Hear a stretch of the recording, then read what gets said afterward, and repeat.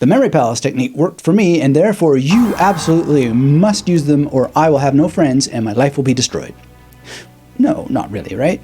But the reason why that I'm framing things in this way, and hopefully you see it as humorously as I meant it, is that over many years, people have emailed me and they're expressing their excitement about using memory palaces, which is fantastic because it is the most exciting learning technique that I know. It's certainly not the only learning technique that I use, but a lot of people, they find that there's a little bit of a fly in the ointment.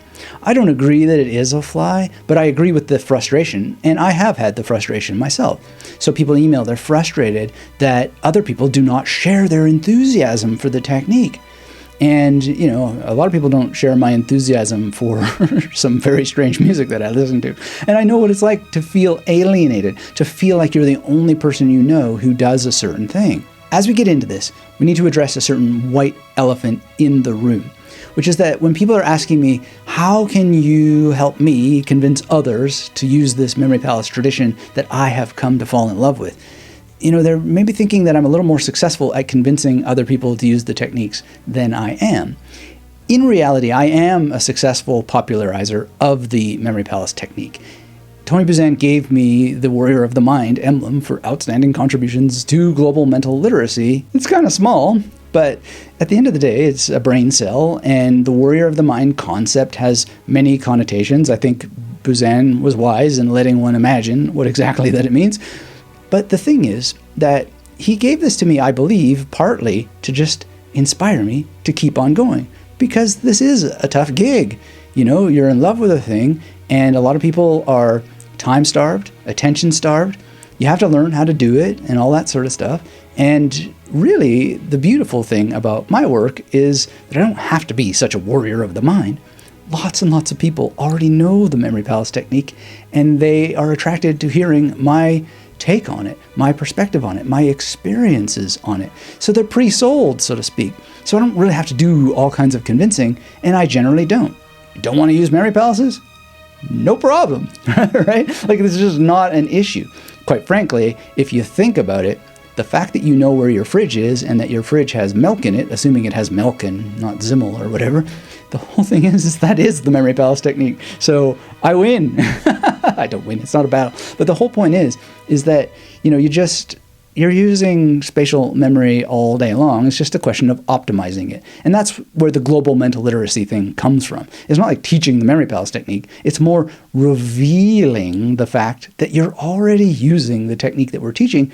We're just refining what's already going on in the brain. Another assumption that I think people come to me with is that they think that maybe I'm placing the memory palace technique on a pedestal and seeing it as a solution for every single learning problem. And I get that. You know, even in some cases, they think that I may be using the memory palace technique as every spiritual problem, here's the solution. Every philosophical problem, here's the solution. And this is where a big contradiction comes into play. And I understand when people see the hundreds of videos on the topic that I have some special relationship to the technique. I do. And if you're new here and you like talking about memory palaces and memory at large, memory for better living, well, I have a fascination with memory at large. And the memory palace is just one part of it. And I think that the memory palace technique, due to the spatial nature of memory and how it snaps together with locations and the fact that all information is inherently localized or spatial, and I can talk about what that means, but the point is that it's not really about the memory palace technique at the end of the day. I can wax messianic for hours and hours and hours about all kinds of angles related to memory palaces and space and information being spatial, and I can quote Megaston, Topos, Pentagar, Kori, space is ultimate because it contains all things from Thales in the ancient Greek. But at the end of the day, I don't have that personal relationship to it where it's just like, I must go to my mind palace, Sherlock Holmes, yeah. No, I actually don't really care that much about memory palaces. It's a tool in the toolbox that just happens to be the kind of tool that is itself a kind of toolbox. So really what I'm really super excited about is how space works relative to information. And you can call it whatever you want. And I have videos where I've said, look, if you don't like the term memory palace, call it mind palace. If you don't like mind palace, come up with your own term. And in the very first year, I believe, it might have been the second year that I was teaching these techniques, a very old fellow. He was 88. He said, I just can't get with this memory palace term. I said, fine, call it something else. And he came up with compartments in apartments, or apartments with compartments. I think that's what it was. Anyway, it was just like wild. And then after that, he was off to the races. He got it solved, right? So I'm not partial to this term memory palace. I just use it more often than any of the other terms because it's just better to stick with one thing, I think, and it just makes life easier. But sometimes I will use the term mind palace and so forth. But I really don't think it's about the mind. I think it's about memory. Memory is part of the mind, but not maybe all of it, or maybe it is all of it. Is memory nested in memory? Is consciousness nested in memory, or is memory nested in consciousness? These are all philosophical questions that I sometimes write about. I have this long project called A Philosophy of Memory.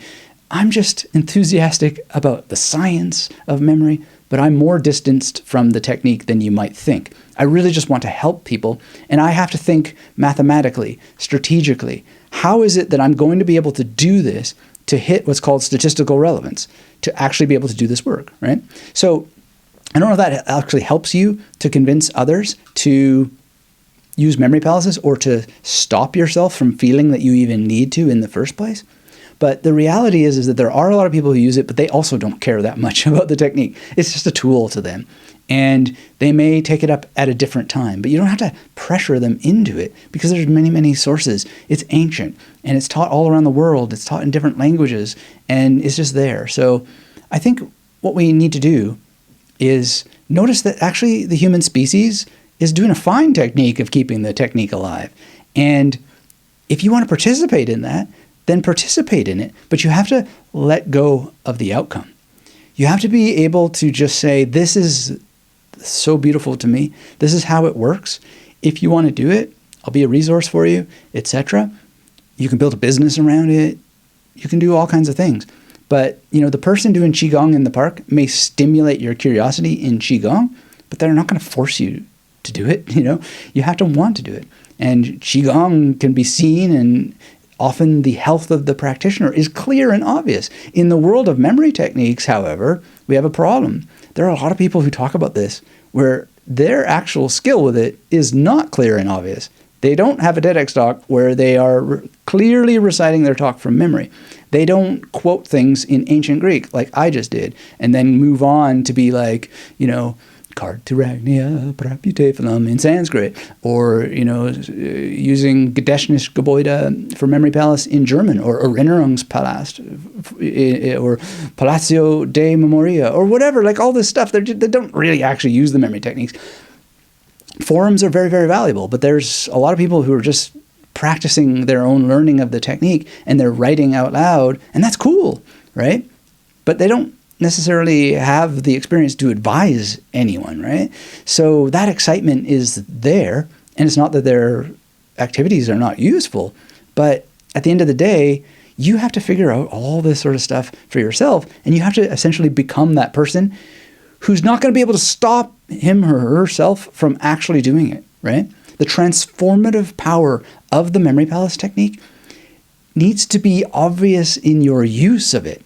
Because anyone who uses it seriously, they will not be able to stop themselves from teaching it. I firmly believe that. And they will do it frequently, and they will do it in a state of relaxation, of letting it go, and they will just constantly be experimenting and entertaining themselves, right?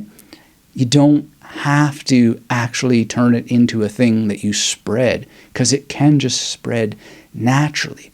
And if you use it long enough, it will. Or you have the option of just having it be your own special secret. What we're really talking about is a personal relationship with memory, with knowledge, with the performance of recalling what you have committed to memory with varying levels of accuracy. And with all these considerations in mind, here are some tips that just put it in a step-by-step formation if you're actually going to go and proselytize or evangelize the memory palace technique. The first thing is to understand your audience. So when people email me, they feel upset that a friend or a parent isn't convinced to use the technique. Their mom might have signs of dementia or some other issue, and the Memory Palace fan has decided that using the techniques will help. And it's possible that it will, but is this really the right person to try and convince? Is it the right circumstance? There are many cases of dementia and Alzheimer's where it's either too late or something more like passive memory training, like I teach in the brain exercise boot camp. That would be much more appropriate for them. But when it comes to students, they also are feeling burdened enough as it is. So if you're at university and a friend dismisses your enthusiasm for the technique, I suggest that you simply say, hey, look, this helped me. I'm happy to help you learn it in the future, or send you to a resource where you can get more information, and then just let it go and continue being a good student of the technique yourself. And, there's a lot of people, they're not rejecting the technique necessarily. They've got a lot of things going on in their life. And, I think often people say, well, this should be taught in schools, right? And is that true? Or is it the case that teachers should be learning the techniques to pass it on naturally, right? Isn't it the case that parents should be learning these techniques and having them in the home? Now, I know parents and teachers are very, very busy, and I'm not saying that they should, but couldn't we reframe the question? Rather than us putting the burden on students that are already super busy, right? Why don't we actually just think of a different way? Reform the education system so that no teacher is allowed to get teaching certification until that they actually can memorize 30 names in 3 minutes or less. That is a doable thing. I've done it, and I know many, many people can memorize names a heck of a lot faster than I can, so it's possible. Anyway, I don't mean to be in any way preachy about that, but I think it's a really important question. Why isn't the burden placed on anyone other than students? This should be taught in schools. Well, okay, it should be taught in schools, but really what they mean is that kids should learn how to do it. Well, should they? Or should we flip it around? And one of the experiments that I'm doing is the Memory Detective Junior series, which goes along with Flyboy, the novel for adults, and so on. And this is, a multi-layered project. It's not just for kids, it's for teachers, it's for parents. And you've got to think about this. Where are you going to tackle it? So when I tackle it, I've had people read Flyboy and say, man, I finally understand now why I should learn to memorize a deck of cards. Actually, it's a short story that comes with this called Conjuring Confessions. And they're just like, I get it now. And they memorize cards. So it does its work. It works quite well. But they have to do it, right? So there's different ways to do this. And you don't have to write a novel yourself, but that's what I've chosen to do. And it is effective, but I entice them to do it. I offer them to read the book. It's not like I'm forcing anybody to do it. And I know my audience, and I've studied it very, very well. I've studied marketing. Harry Lorraine helped teach me in terms of learning marketing because he shared with me who it was that he learned a lot of marketing from. And you might say, well, marketing is evil and all that sort of stuff. But at the end of the day, we're watching YouTube, right? So we're exposing ourselves to marketing. We all have it on our knees. Now, I would be remiss if I didn't flip the coin here and look at the quote-unquote dark side of the equation because, there's a kind of overwhelm your enemy thing or keep your secrets to yourself thing. Maybe it's a bit of art of war. I don't know. But, you have this trend where people would not want to share these techniques and they would hold them close to their chest, or they would take their knowledge and overwhelm people with all kinds of information that doesn't actually help them. Now, I do overwhelm people because I've got so many videos and I've got so many blog posts and so many podcasts, and it's like, where do I even begin with all of this stuff? But I don't do it in the dark side sort of way. I think there is a dark side to it because I have to do things based on just how the internet works. And I talk in The Victorious Mind about how Tony Buzan told me, the rules will set you free. And part of what sets me free to do this work is just following the rules of how information on the internet works. And there's definitely a downside to all of that. You'd think you'd be able to make one video once and it would just last forever, but more and more the internet's becoming like network television, and you just got to produce, you got to crank, you got to grind. It's a new industrial era of, content grinding. It reminds me of the penny dreadfuls in the Victorian era, where authors were paid less than a penny, like 1% of a penny per word, and they just had to grind and grind and grind. There's actually a book, I think it's by Mark Seltzer, called Serial Killers, and he's really, I think it's Serial Killers or Serial Killer. What he's talking about there is not just the phenomenon of this kind of crime, but where the whole idea of seriality comes from. And I think he uses the Jack London example of how the authors were, if they wanted to write, they were forced to just crank out serial stories and really put their health at risk because of it. So, a lot of people do this negatively. They go, oh yeah, so you want to use memory techniques. Well, here, let me overwhelm you with all this information to discourage you from ever doing it. Now you might think, oh no, that doesn't make sense. But you don't have access to my inbox and some of the stories that I've heard. And I'll give you an example, and I won't name names, but you may have had this experience yourself if you've been around the memory world any amount of time. I remember one time getting an email from somebody because I had talked to so-and-so on my podcast, and they sent me an image of worms, and it was basically just a very negative, nasty message about how terrible things are if I do things in such a way, like how they're going to be. And they overwhelmed me with all kinds of information about things that I didn't really need to know, but it places images in my mind meant to discourage me, not just about individuals, but about the art of memory itself, which is very, very sad. And I didn't allow it to overwhelm me at all. And there's been other situations where, people have been unhappy about how memory competitions go, and they just overwhelm the internet with their grievance. And yeah, it's okay to be upset if you lose, but you really show your stripes if your response to that is anything other than preparing to perform better the next time. Even if your grievance is real, even if there was injustice meted out to you because of whatever sorts of things are going on, I'm sure that it's very difficult to make a memory competition, and I'm sure that there is a chance that mistakes are made and so forth. But at the end of the day, if your response is anything other than to prepare to do even better the next time, so that if you lost, you win eventually. There's a guy, Leonard Green, in the magic world. He went to FISM, I think it was, which is a magic competition. They accused him of cheating, and they refused his reward because he was the clear and obvious winner that year.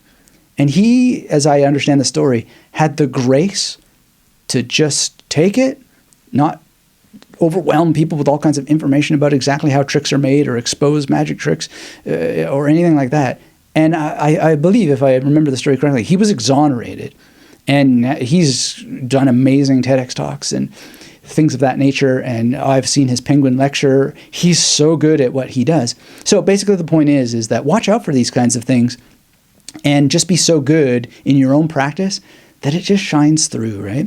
And fortunately, there's just a massive, overwhelming amount of people who just aren't like that in the memory world. So I'm always super impressed by how generous people are in sharing what they know. The shadow technique, for example, the conversations that go on about that online, they are deep, they are dense, and no one is trying to overwhelm you, even though it is overwhelming the amount of information that is out there about the shadow technique, but it's done in a form of caring. The true competitor will want someone who is capable of beating them, which is kind of a theme that comes up in the Flyboy sequel, which is called Vitamin X. The kind of psychology that Jerome, the blind memory champion, has, where he really wants somebody who's better than him. And spoiler alert, turn it off now if you don't want to know. But Jerome is literally training his competition so that he actually has somebody who is capable of beating him, right? That's true love of the memory techniques. But there is a little theme in there where the question comes up is he actually just trying to overwhelm his competitor, right? Because it's a novel, right? It has to tell the truth of how the world really works. So there has to be doubt. There has to be shades of gray in there. At the end of the day, to help other people be interested in the memory palace technique, just focus on tailoring your approach specifically to your needs, your challenges. Practice empathy by sharing how you use the techniques with others. Be as careful and cautious as you can about overwhelm. I recognize and have talked about my own participation in creating these massive labyrinths of information and so forth. I really don't know a better way. If I did, I would do it. And there's also just my wish to have an actual archive of what happened and how it happened, and not deleting things, not redirecting links. But that's just not the reality of the internet, right? Like, I'll just put my cards on the table. When I was at York University, I worked for Mary Kendwick, who was the head research librarian there. And it was the most amazing job. It wasn't my first gig at a library, but it was my favorite gig because it was really literally doing research for the head researcher. So I wasn't shelving books anymore. I was actually involved in it. And my love of the archive and what they can be, what they mean, the storing of information for the long term without redirecting things, without deleting them or editing pages because somebody has an idea that it should be different, all that sort of stuff.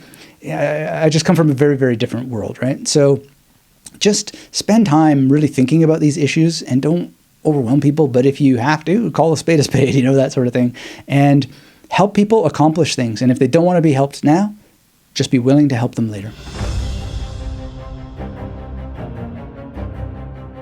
The other strategy is to not just explain the benefits, but have substantial evidence that you yourself can perform. So it doesn't happen that often, but many times people email me 1 month with an extraordinary tale of accomplishment. And then a few months later, these claims of their improved memory retention and enhanced recall have evaporated. And they kind of remind me of the spiritual sickness problem that James Schwartz talks about in some of his Advaita Vedanta books. Advaita Vedanta, I'm not going to get into now. It's an ancient philosophy that provides a lot of whiz-bang Sanskrit to memorize. It's really cool. As Schwartz puts it, one person who has been initiated into Advaita Vedanta, they have this flash of enlightenment, and bang presto, they're ready to teach others about the ultimate reality, right? The problem is that they haven't really understood it, at least in Schwartz's view, and in my own view, I don't think they've understood it too, because I think that the whole point of the teaching is that everybody is always already enlightened, and all you're doing is blowing away the clouds of ignorance so that you see that here it is, now, and only now. Now, that may have more complexity than that, but at the end of the day, it's not like you were ever not enlightened. You were just ignorant of your enlightenment, right? So this idea that people just suddenly are enlightened and now they have to teach everybody, it's normal, right? But he calls it spiritual sickness, and I think that's quite right, because it's like that in memory too sometimes. The whole premise of the Memory Palace technique is that it helps you improve fundamental aspects of how your memory already functions. You're not really doing something new. You're changing the way that you already do things. Now, don't get me wrong. It's perfectly fine to memorize a small amount of information and shout, "Eureka! This is the greatest thing since sliced bread. I absolutely must tell everybody, and they also must do it." That's an emotional response. It's cool. But can you give a demonstration of the technique more or less flawlessly? Have you used it to truly organize a substantial amount of information into long-term memory? Can you recite an entire poem or present at length about a detailed topic? Can you and have you stood in a room and memorized 30 names, 50 names, etc., and recalled them with a reasonable amount of accuracy? Have you given a speech from memory? If not, get out there and accomplish some substantial goal that truly transformed your life, that took you in a positive direction, and then share the evidence, record it. Get a story written about it in the news or whatever. Some of my books here, the Memory Detective Junior books haven't even been released yet, but they have been talked about with a journalist, and she included me in a story, and that's cool, right? Like, it's just there, it's documented, and I may have bad days where my memory doesn't work as well as it sometimes does, health obstacles, on and on and on, and I blow it sometimes. I make mistakes, but I have more than enough of an established track record where I don't have to go out of my way to encourage others. It's self-encouraging, right? So keep in mind that you don't have to have super epic experiences. You don't have to go and give TEDx Talks. That's not what I'm saying. But do something that legitimately shows that you can provide value, and then you can explain how you accomplished that memorization goal. And that's going to give the value its own gloss, and the accuracy that you can bring is going to be its own proof, right? And it's going to be good for your performance in the game of life, period. So even if people aren't convinced, at least you still get the practice at practicing the practice. The next thing that I would suggest to you is address common concerns with care. I sometimes fail at this, but once you're at the point that you can deliver demonstrations reasonably well, reasonably frequently, etc., you can discuss common reservations that people have and give explanations from lived experience. So people are often really concerned that the technique is either too difficult or it will take too long. whatever. Like there's a lot of mental junk, right? And that's normal. I still have to deal with mental junk. I think one of the most challenging things for me to help others with is they may think that their minds work differently, quote unquote. Well, everyone's mind is indeed truly different, and that's part of the reason why the techniques work, right?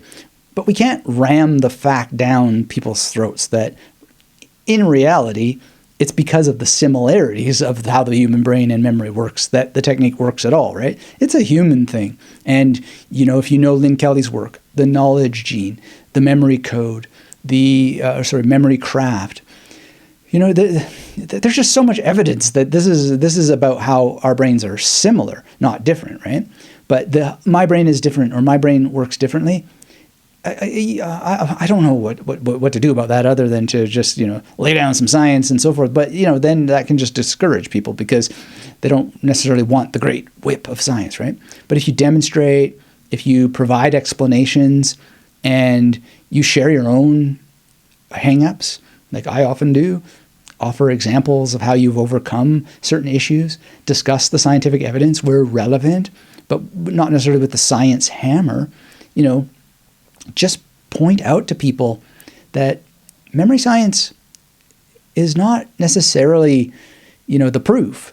What scientists are doing are often is just making observations of how human anatomy produces memory effects, right? And then these techniques that we come up with, where do they come from, right? Is there really such a clear division here between human biology and the world and alphabets and words and sentences and, numbers and formulas? I don't know. Like a formula is a line on a page and a tree is a line in the world, but line is a concept that maybe is invented or discovered by scientists and people who do geometry and all that sort of stuff, right? What I'm trying to say is that there are thousands of questions each and every week is like, well, where does this all come from? Or I want to know philosophically what this is all about, or what is it in the neuroscience and so forth. And at the end of the day, I just try to come back to, this is about assigning sticky images in memory palaces. I call them magnetic images. Someone else might call them something else, right? Just place the emphasis on the practice in order that people can do the practice and get positive results, but not confuse categories, right? What memory competitors do, what professional mnemonists can do is well within anyone's reach, but only if you're willing to put in the practice. And there is science that can help you improve your practice. Deliberate practice is a principle, for example. But, we wouldn't tell people, oh, you can master billiards without putting in the practice. And we shouldn't misrepresent things related to developing memory palaces and using them successfully either. If anything, we should strive to reduce our tips down to one tip above all. Study and practice is the way that you master the fundamentals constantly. I use the FREE model, F-R-E-E. Frequent practice in a state of relaxation and a spirit of experimentation keeps you endlessly entertained, right? But you got to do that frequent practice, right? And if a person can't or won't do that, no problem. Memory techniques can be your own personal joy. I know I'm repeating myself, but that's really something to remember. And sometimes the concern needs addressing, because if you're not focused on your own personal joy and you're feeling lonely on the path to memory mastery, well, that path of memory mastery is the doing, not always the teaching. Although I would say that teaching others is part of practicing it. I used these techniques for years before I ever taught them. It's just an accident that I started to teach them. And that's a long story that I've told many times before. But when you're feeling lonely in your own practice, chances are you're looking for the fulfillment of an emotional need that can be and probably should be addressed some other way. Otherwise, there's kind of a vampirism of needing others to fulfill you. And I don't know if that's the case in your wish, but I think of that sometimes. And I have to deal with it, Like I do have an image where I think the world would be better off if everybody did memory techniques. But isn't that convenient? A payoff for me, right? So what emotional need is trying to be fulfilled by wishing that things are different than they are? I really think that we can break it down into study and practice. If that's not happening, then there is no mastery of memory. That's what this is. Mastery is the ongoing study and practice of the techniques. And one person I really admire, I don't know if he would mind me saying this or not, but Jonathan Levy sold Superlearner. And one thing he told me is, he said, you know what, I'm just not that interested in memory techniques anymore. And I'm not actually using them that much anymore. And I was very sad when he went away from the game. But man, do I ever admire that. And I hope I will do that too. I still use memory techniques myself. And I don't know in advance if I will have that kind of courage to walk away if I'm not using them anymore. I'm taking certain actions to make sure that my life is in such a way that I will always love memory techniques and so forth, but I don't know. And I think that that's just a problem out there, is there's people who talk about these techniques with authority that they don't have. And I don't even think that I have authority as much as is even possible unless I am practicing the practice. So really, really break this down to what it is and treat it with the honor and respect that it requires by actually doing the art of memory and living it without any concern for outcomes. This is called karma yoga in the Advaita Vedanta thing that I practice. Just doing in service of the thing itself. That's it. You're serving the moment. It's so freeing, and all you have to do is do it in a free way. Frequent practice, in a state of relaxation. A spirit of experimentation, and you will be endlessly entertained. I don't know any other way.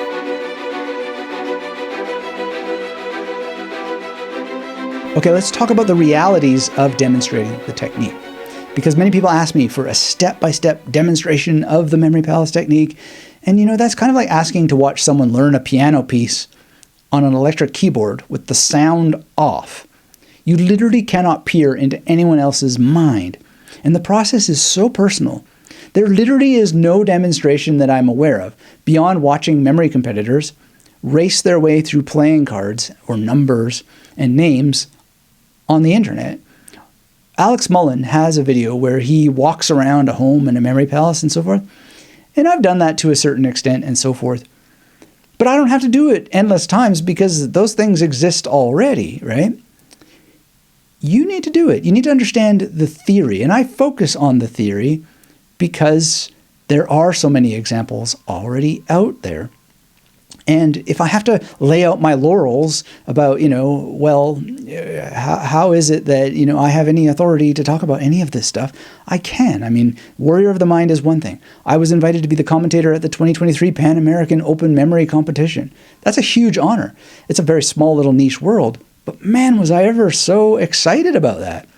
And basically, it happens because my fellow people in the memory world, they know I know my stuff. Why do they know I know my stuff?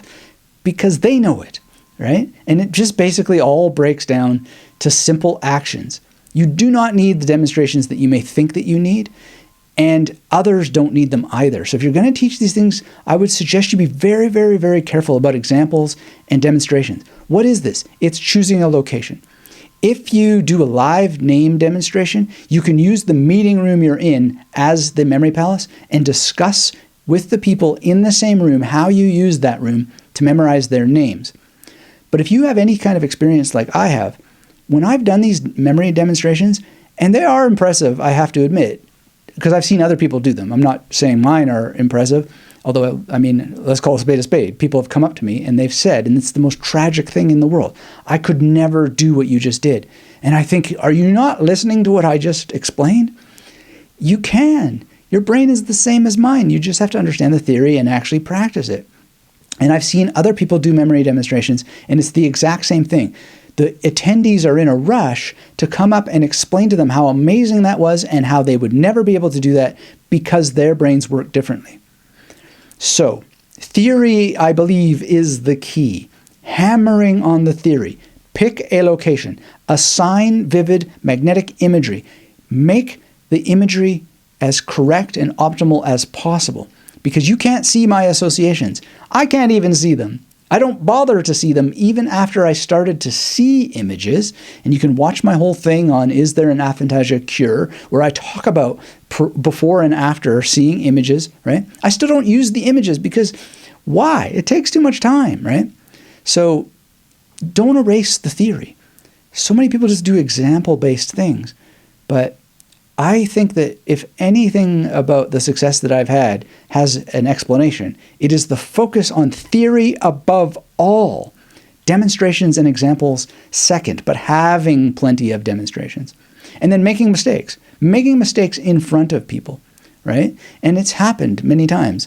Well, actually, not that many, but it's happened often enough that I can turn them into teaching events, right? And a classic example is in Sydney. I was at an event and I was memorizing names, and there was a guy who I thought he said William, but his name was actually Graham. And it was the one mistake I made out of, I think there was 15 people there. It was loud because we were at a restaurant the night before a 3-day business training was starting. And I was pretty tired, but I just misheard it, right? And I just said, fine, no problem. I used William Shakespeare for you, but now I'm just going to change my image for you to a graham cracker in the hand of William Shakespeare. Yum, yum, yum, yum, yum. And he was Graham from then on in. But you got to be willing to just catch that on the fly, right?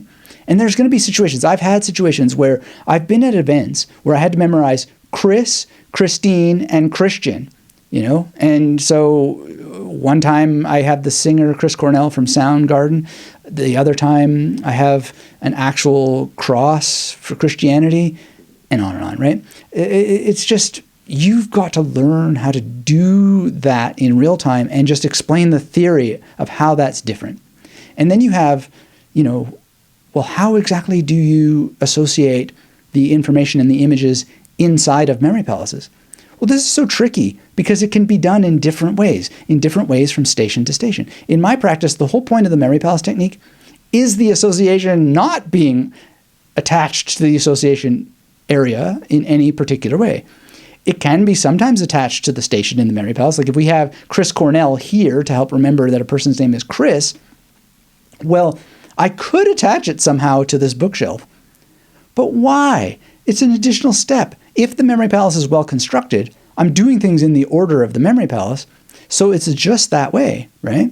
So my images often just float in space. Sometimes I'll create a specific link. But you want to be able to do both, right? And to explain that to people is to explain the theory of the options, as opposed to just constant examples, because I think it just ends up, unfortunately, frustrating a lot of people, and then they run away screaming. This is so complicated, right? And I think that there's a dark side to it, which is, well, all your theory makes it sound more complicated than it is too, right? But I don't try to convert skeptics. Rather, what I do is I address skepticism, right? And I say, true skeptics actually try things, provided they're safe. You're not being asked to imbibe a substance. You're not being asked to do anything physical that may harm the body, on and on and on, right? At the most, I've had at my teachings live, asking people to stand in particular areas of a room, right? And then I've just asked them, you're standing here. Imagine a zebra. Now, go over to this next part of the room and imagine that that zebra is now carrying a yellow xylophone. Right? And anyway, the whole shtick there is that I trick them into learning the memory palace technique, because then they have a weather vane, and the weather vane they enact with Uma Thurman. If they don't know Uma Thurman, we use somebody else, and on and on. And basically what they end up doing after they remember a couple of other things, like a senior with a question mark on his head and so forth, is that they go, okay, I've got all these images. They repeat the images. They remember them very easily because the memory palace technique is super easy. But they physically walked through the memory palace, imagining all these things. And then I said, well, just tell me the letter that starts each of those words. And then they go, okay, so Z, Y, X, W, V, U, T, S, R, Q. And I'm just like, do you know what you just did? You recited a substantial portion of the alphabet backwards. Right? So that's the only way that I get people to do anything physical whatsoever, is literally walk around a room, and it works most of the time. So you can do that too, right? And maybe they miss a letter, etc. But they often intuit the game they're playing in advance. They go, oh, I see what you're doing, right? But you've still gotten them to do the memory palace technique, and you've done it by actually doing it so that they are the example. And you've given them the theory, and they're enacting the theory. And if you want to get people to complete a full memory palace with associations for reciting the alphabet backwards, well, you don't have to do it live. It makes a great homework assignment, and people really like it. And it's a great brain exercise that I still do from time to time. I sometimes switch two of the letters. I do it while juggling. It's a lot of fun. ZYXWVUTSRQPONMLKJIHGFEDCBA. I think I maybe made a mistake there. Anyway, it's a great take-home assignment. And people love it. It's really fun. And then you can take it to the next step, which is, you go A, Z, B, Y, C, X, D, W, that sort of thing. Whoa, that's a great brain workout. I don't know if I made a mistake there or not. But at the end of the day, I don't worry about the mistakes. I worry about just doing it and providing people with the ability to do it so that they are doing the demonstration, right?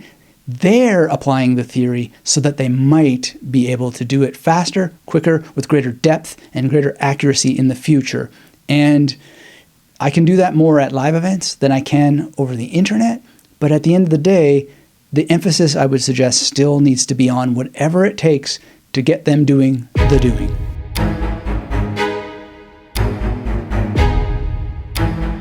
Another tip for you is to just make people overwhelmed, so to speak, with practical applications, because many people often object to the Mary Palace technique. They say, oh, it's only good for memorizing lists. And, it may be, but you can help them see that actually everything is a list.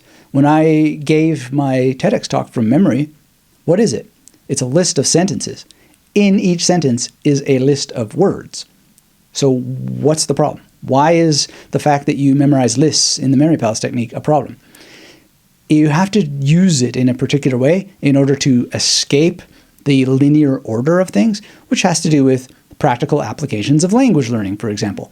So you can memorize 10 words in a memory palace and get them into long-term memory so that you never have to actually refer to where they are in the memory palace. You can take each of those 10 stations where 10 words are located, and you can add a phrase. And then that phrase doesn't have to be referred to by going back to the memory palace because you get it into long-term memory. So that is an application that you can help people realize so that they're not wrong about the list-like nature of the technique, but they're still going to follow the arrow of time no matter what. So it's a benefit more than a limitation.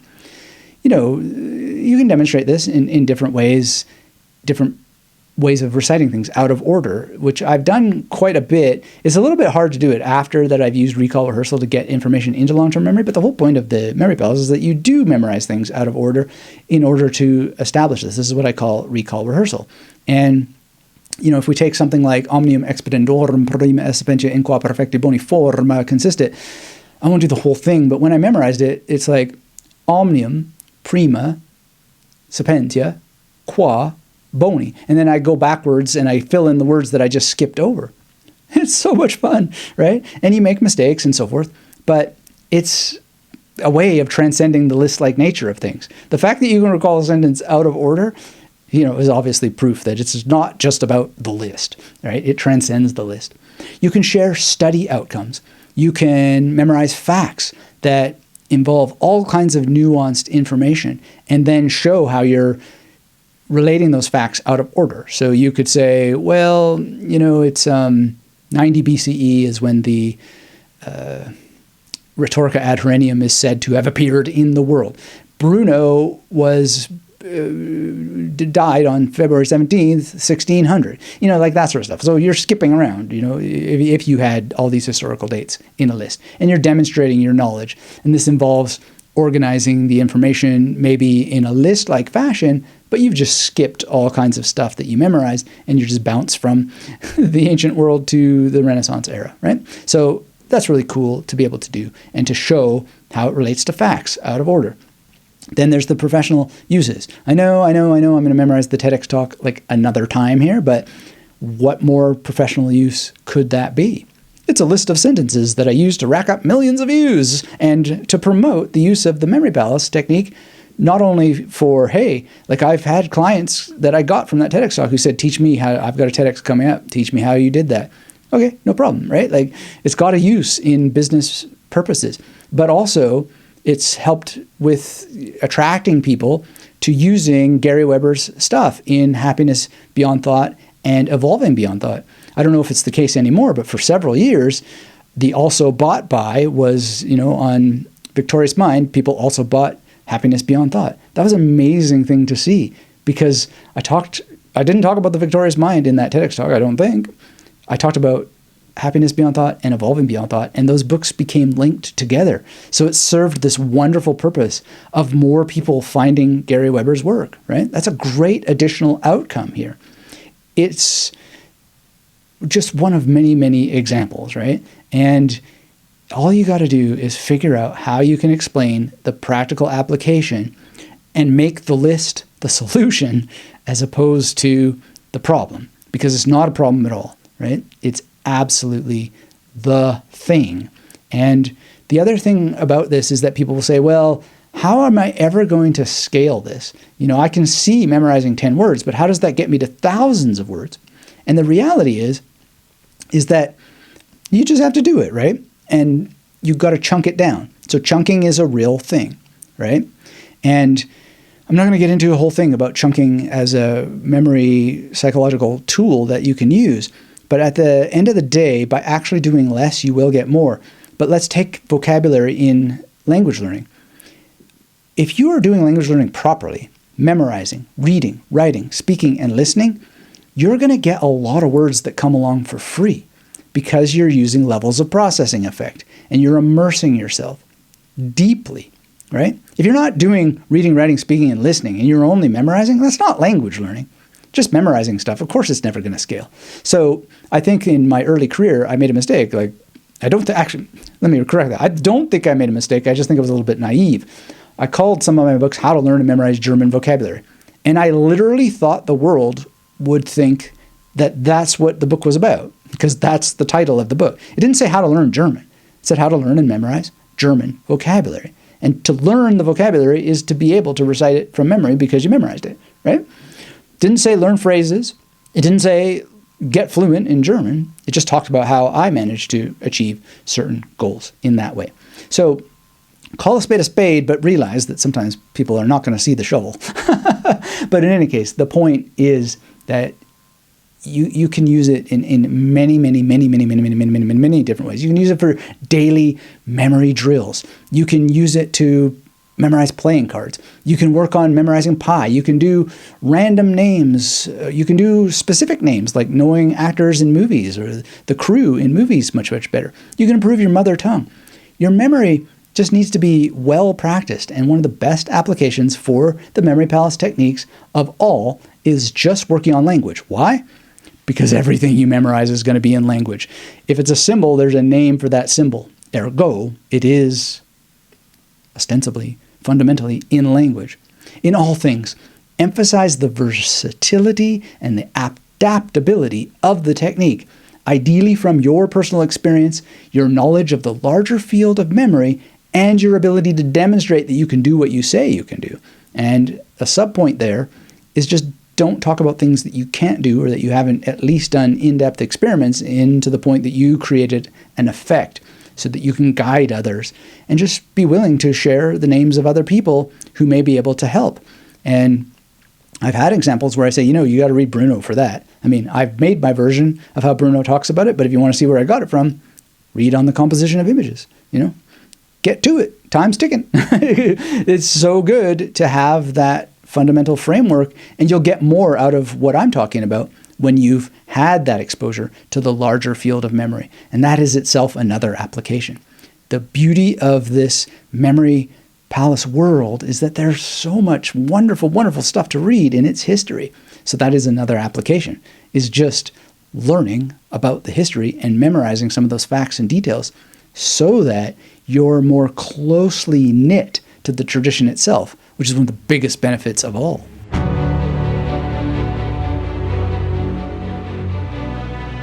All right, I've talked about science a little bit. Let's dig deeper into it, because I think this is really, really important. When I was first getting into memory as a vocation, I was able to talk with Harry Lorraine, and he advised me on the phone to never talk about memory science when teaching memory techniques or marketing my books and courses. And in his marvelously dramatic way, he described the thousands of times he'd seen people's eyes glaze over when they're offered anything difficult. And he'd been on The Tonight Show and many, many things that he did over the years. He's had more experience in front of audiences than maybe anybody. I don't know. But at the end of the day, I take him at his word that he has seen people be frustrated. So I had no reason to doubt him. Nonetheless, I disagreed with him then, and I still don't follow his advice. So I don't think he was wrong, but I don't think that there is an exact correct answer. But if you come to love memory science, share it. And I can suggest that if you're going to talk about the memory science, bring as much accuracy to the discussion that you can. And be willing to make mistakes, because science is a thing that is in motion. It's a thing that is changing. And so when you're going to talk about these things, I would just be modest about your own presentation of it and couch things, so to speak, in this is how I understand it, if I understand this correctly. Because there are going to be people who have memory issues who come to you and they say, well, it's my working memory that I'm dealing with, right? And they're speculating often. Have they been told by a medical professional that it's specifically working memory? It's okay to speculate about what your memory is and how your memory works, but try to think about how you're going to educate yourself about what those terms mean, and then ask people, how do you know that that's what it is, right? Because often they're just looking up things on the internet. They're seeing some scientific report or some journalistic report about what a scientific report says, and then, they're swimming outside of their lane by reading material by people who are outside of their lane. And the scientists themselves are asking questions and presenting evidence that does not necessarily say what people think it says. So we're all at risk of being in uncharted waters, which is why I really take care as much as I can remember to do so. If I'm understanding this finding clearly, I believe that the scientific conclusion is X. And other times I'll speculate by pointing out that I don't have the budget or access to MRI machines to run all the various tests that I would like to see conducted. But if I did, this is the way that I would think about it. That's not a dodge, it's the truth. I really would if I had the budget, because I'm just so enamored with memory science. But the reality is that brain scans don't necessarily tell us all that much anyway. Most of what we know about memory comes from behavioral psychology. And due to how science works, so many findings are contingent upon future studies, future data always yet to come, that will help us recognize new cognitive principles and new things about how memory works. So keep this in mind. Our scientific world is changing all the time. And anyone who says the science is decided or this is final, they need some tender loving care, because that's just not what science is. It's not what it's about. And they're practicing something more akin to skepticism, perhaps. I don't know. But in other words, they are exhibiting exaggerated trust in methods. No, it can't be skepticism. I don't know what they're practicing, but they're doing something that, there's no room in science for absolute finality as I understand it. See, I'm doing it as I understand it, right? But if you're going to put the hammer down and say it's settled, well, then how is anybody ever going to trust you? I mean, as Karl Popper pointed out, his own scientific principle of falsifiability in science itself has to be held to the principle of falsifiability. Now, there's a little bit of catch there, because you could never run enough tests on the principle of falsifiability itself to falsify falsifiability. But, the whole point is that you really, really want to be careful around all of this. Educate yourself as best as you can, and know about Karl Popper, know about the falsification principle. In his 1934 book, The Logic of Scientific Discovery, he's introducing this, and I think that's where it comes from. It's a scientific initiative that is very concerned about pseudoscientific efforts. It's very concerned about how science can be used politically. And we know that people do that, right? They don't take enough care with their theories, or they take way too much care in order to hammer through various agendas. So memory is very, very much about correct and incorrect answers drawn from the mind. But we have gray areas. We miscall things. We misremember things. So, the memory palace itself has the falsification principle baked into it, because you can prove or disprove your skills with the technique anytime you want to practice. And, basically, you got to be testable, and you have to be conceivably proven false. And the famous hypothesis that all swans are white is an easy example to help understand this principle. You can easily falsify the claim that all swans are white by simply observing a black swan. So, I've seen them near where I live in Australia. They're real. And even though I can claim that memory palaces provide the perfect field upon which to conduct the science of memory in your own practice, the idea that memory palaces exist, needs to be subject to the falsification principle. And if you could open up a mnemonist's head and observe little buildings inside of their skulls filled with strange mnemonic images, it is possible that all kinds of other explanations could be there. It could be that highly superior autobiographical memory actually does build buildings in your mind that are stronger in some people than others. Or there could be other factors going on, right? So it might not be that the memory palace technique is actually doing all the heavy lifting that we think it is. So we got to keep this in mind. This is part of what I'm working on in A Philosophy of Memory, a book that I'll probably never ever finish or release. But I write a lot about this philosophically, and I'm sharing some of that with you now. And I think it's very, very important to ask these philosophical questions and to do a kind of philosophy of science. How is memory science defined?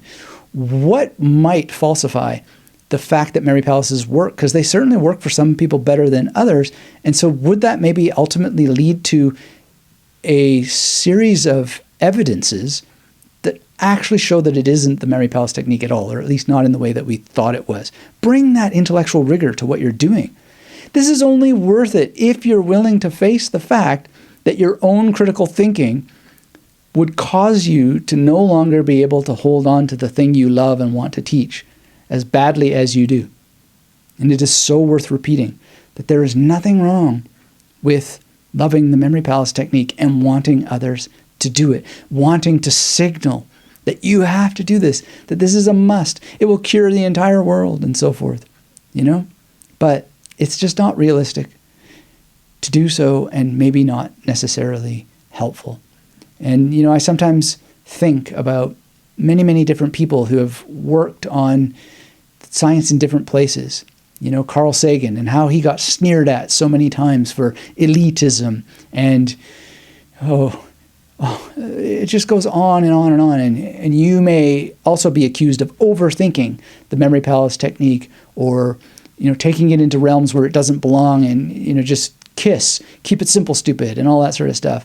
Who knows? But it's your adventure to choose. But the key thing is if you're the person who can remember the titles of books, if you can commit the main points to memory, and if you can understand all these big picture ideas and the granular details, they will help you better guide both yourself and anyone else with whom you discuss memory.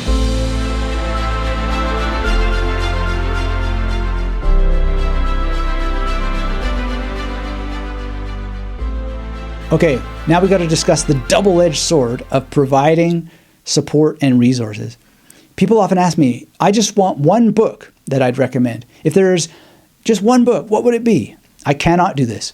And I highly recommend that you never boil things down to just one book for yourself or for anybody else. I think you're doing people a disservice. First, I suggest that you ask them what exactly they want to memorize before you recommend any other resources. The Art of Memory by Francis Yates is fantastic in many, many ways. But few people will put it down and then understand, oh, I've read The Art of Memory, now I know how to memorize physics equations. I don't think that's going to happen. So another aspect is, get people to join memory training communities, get them on forums, get them for additional support through talking with you, through demonstrations, have some social activities, but understand that all of these things are a double-edged sword.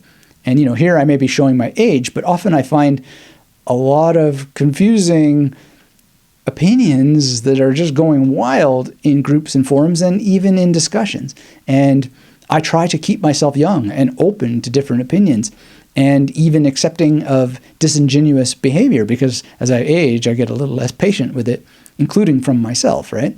And in my experience, most serious memory students they are sensitive to this double-edged sword as well. They may have fun on the forums, they may love hanging out in groups and so forth, but they know that the truth about these techniques is contemplative in nature. So the time you are spending chatting about memory techniques or following up on oodles and oodles of new shiny objects can be great, but it can also be at the expense of actually practicing the practice. And a lot of books are given by people who enjoyed reading a book that may not help you. But, I mean, there's a contradiction here. You should read it anyway if you're serious about the art of memory, but you can wind up wasting a lot of your time. I don't feel like I've ever wasted my time on certain memory books, but there certainly are ones where I read them and it's pretty clear that that person has only a very, very shallow understanding of the techniques. But there's no easy answer here, because I myself participate on forums, and every video is a discussion area where people come and post, and thank you for that. But, you know, I'm in a different position in life. I actually teach this, and dealing with divergent views is very, very good, and participating in them is quite good. Reading the books that might not be great is good, but I don't do it so much so that I don't actually show up for my own practice, because it is a double-edged sword. And I have so many recommendations all the time, and I just have to not follow them all. And there's many, many people who come to me with this new thing, and I don't know how to help them, because often it's in music. And they say, oh, I'm launching this business about memorizing music. And it's just a lot like other things that I've seen before. And they've even got mad at me that I don't want to promote it. But it's not that I don't want to promote it as such. It's just that already exists. And besides which, I notice that I do use music and mnemonics together very selectively, but I also find that music itself is inherently mnemonic. So, you know, there's all these gray areas here. And I may do a music thing myself at some point, and I already have talked a lot about it. But I do it selectively because mnemonics in music is just part of the puzzle, noting that it's the whole thing, because music, in my view, is always inherently mnemonic. Anyway, I've had many students telling me about their pouring hours and hours of their time and energy into helping others and then never receive anything in return. And that is part of the double-edged sword. You're never going to receive anything in return. Whatever you get in return will never be enough. It just won't. So the answer is to, well, there's a line attributed to the Buddha. Expectation is the quickest path to suffering. So just don't expect a return. If you're going to help others learn the techniques, if you're going to spend time studying the books, learning the science, practice karma yoga. It is literally giving up any desire for any particular return. It's one of the hardest practices, to be sure, but it gets easier and you'll get better at it. Even if you fall off the horse, you'll be able to get back up on the horse. But discussing memory, reading books that are useless or very little in terms of utility, the value of utility they offer, that should be its own reward, because you went into it without expectation. Expectation is so hard. Another Buddha thing, it's in the Dhammapada. No fire like passion, no grip like hate, no net like delusion, and no river like craving. So we crave for others to do the thing that's been so valuable for us, but man, that can destroy you. Unless it's all for your own reward, because just focus with the first part of that sentence, no fire like passion. Let that burn, burn, burn, burn for you and you alone, because it can lead you into the grip. It can lead you into the net. It can lead you into the river, right? As Gary Weber says about matters related to enlightenment, if you're really switched on, you won't be able to stop yourself from sharing it. And I think that's very true, but up to a limit. There is nothing wrong with simply keeping your understanding of the art of memory, the craft of memory, the science of memory to yourself. If you're going to cause yourself pain, then you may want to spend some time on other practices so that you can give without expectation. You know, problems are only going to arise if you're expecting a pat on the back or you're expecting some kind of material reward. In reality, most people who appreciate what you do will never let you know. And even if they did, recognition, again, will never feel like it's enough. It's never enough. So you have to let it go. How could it ever be enough, right? it feels good. So give me some more, give me some more. One of my personal mantras is just that. It's never enough. And I also remind myself, it's just a game. Numbers on a screen. I've shared that with you before in a video. And it really helps me keep my head on straight and just keep giving from a space of love for memory itself without worrying about what, if anything, comes back. Obviously, you do have to worry at some level. There is this pathetic level of reality that has material trading of clamshells, this for that, tit for tat, blah, blah, blah, blah, blah. I'm not denying that that's there, but it can't be the thing upon which you base the game, because you'll just be lost in this world of the double-edged sword when actually you don't have to have a sword at all. You don't have to be cut, and you don't have to be cutting. You can avoid the net of delusion in the river of craving and absolutely have the fire of passion on your side if you would just give and let it go.